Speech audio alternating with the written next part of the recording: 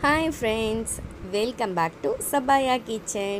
இன்னைக்கு நம்ம கிச்சன்ல பன்னீர் புலாவும் சிக்கன் கிரேவி எப்படி செய்யறதுன்னு பார்க்கலாம். அதுக்கு முன்னாடி நம்ம சேனலை புதுசா பார்க்கறீங்கன்னா subscribe பண்ணி bell பட்டனை click பண்ணுங்க. நான் போடுற புது வீடியோஸ் எல்லாமே உங்களுக்கு உடனே வரும். ஃபர்ஸ்ட் நம்ம சிக்கன் கிரேவி எப்படி செய்யறதுன்னு பார்க்கலாம். ஒரு panல oil சேர்த்து ஹீட் பண்ணிக்கோங்க. ஹீட் ஆனதும் கட் பண்ணி வச்சிருந்த ஒரு ஆனியன், பெரிய ஆனியனை சேர்த்துக்கலாம். சேர்த்து இதை நல்லா குக் பண்ணி எடுத்துக்கோங்க. ஆனியன் நல்லா குக் ஆகணும். அதுக்கப்புறம் ஒரு பெரிய தக்காளியை இந்த மாதிரி குட்டியாக கட் பண்ணி அதையும் சேர்த்துக்கோங்க. சேர்த்து நல்லா மசிகிற அளவுக்கு, தக்காளி நல்லா மசிகிற அளவுக்கு குக் பண்ணிக்கோங்க. இது கூட 2 டீஸ்பூன் அளவுக்கு இஞ்சி பூண்டு பேஸ்ட்டு சேர்த்துக்கோங்க. சேர்த்து நல்லா மிக்ஸ் பண்ணிக்கலாம். இது ஈஸியாக இந்த பன்னீர் புலாவும் சிக்கன் கிரேவியும் ஈஸியாக சீக்கிரமாக டேஸ்ட்டாக பண்ணிடலாம். இது நல்லா குக் ஆகிடுச்சு. குக் ஆகட்டும். நான் சிக்கன் கூட கொஞ்சமாக தயிர் சேர்த்து உப்பு சேர்த்து பிரட்டி வச்சுருக்கேன். இது கூட கரம் மசாலா தூள் சேர்த்துக்கோங்க 1 டீஸ்பூன். மிளகாய் தூள் உங்கள் காரத்துக்கு ஏற்ற மாதிரி சேர்த்துக்கோங்க. சேர்த்து நல்லா மிக்ஸ் பண்ணி விட்டுக்கோங்க. சிக்கனில் தயிர் கூட கொஞ்சமாக உப்பு சேர்த்து பிரட்டி வச்சுக்கோங்க. அப்போ தான் அது சிக்கன் சாஃப்டாகவும் உப்பும் அதில் சேரும். ஸோ அதனால் இப்போ இதை நம்ம ஊற வச்சுருந்த சிக்கனையும் தயிரையும் சேர்த்து நல்லா மிக்ஸ் பண்ணி விட்டுக்கோங்க.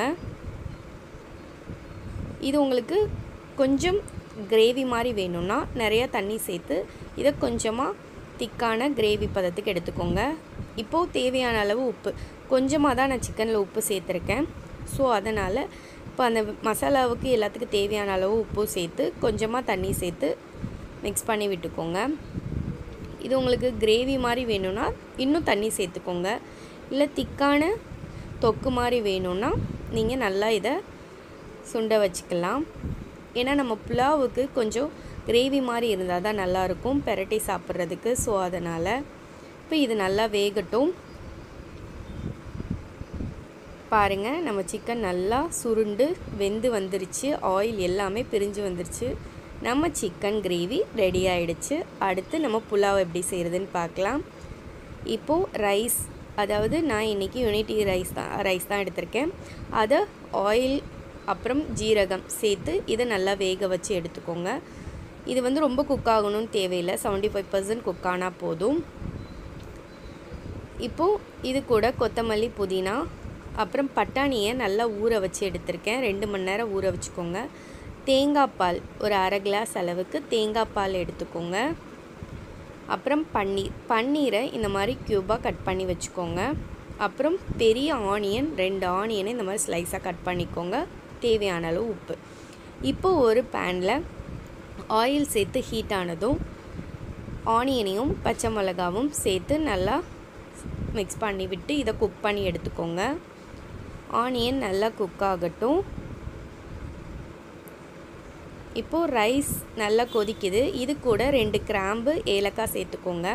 இந்த பன்னீர் கூட டேஸ்ட்டுக்காக கொஞ்சமாக உப்பும் மிளகாய்த்தூளும் சேர்த்து பிரட்டிக்கோங்க. ஆனியன் நல்லா குக் ஆகிடுச்சு. இப்போ இது கூட பட்டாணியும் புதினா கொத்தமல்லியும் சேர்த்து நல்லா மிக்ஸ் பண்ணிக்கலாம். ஏன்னா பட்டாணி கொஞ்சம் வேகணும். நீங்கள் இந்த இதோடு வாங்குறதா, நம்ம உரிச்சு போடுற பட்டாணியாக இருந்தால் சீக்கிரமாக குக் ஆகிடும். ஸோ அது சீக்கிரமாக குக் ஆகிடும்.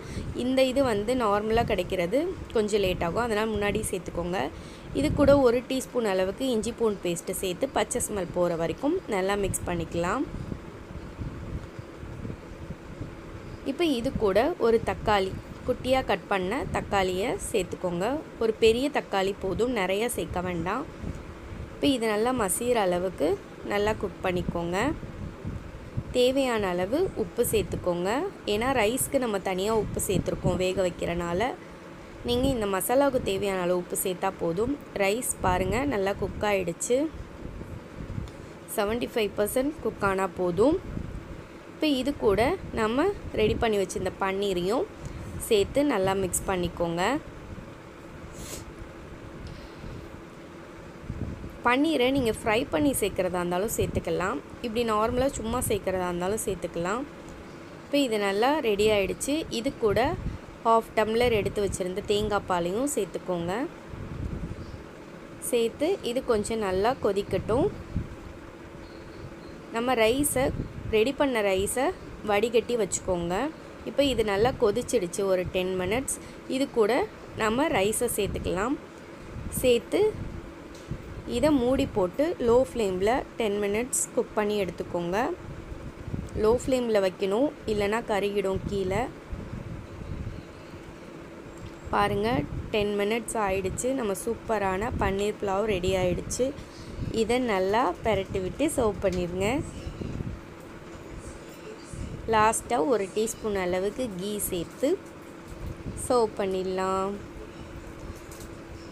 செஞ்சு பார்த்துட்டு எப்படி இருந்துச்சுன்னு கமெண்ட் பண்ணுங்கள், லைக் பண்ணுங்கள், மறக்காமல் ஷேர் பண்ணுங்கள். Thank you friends.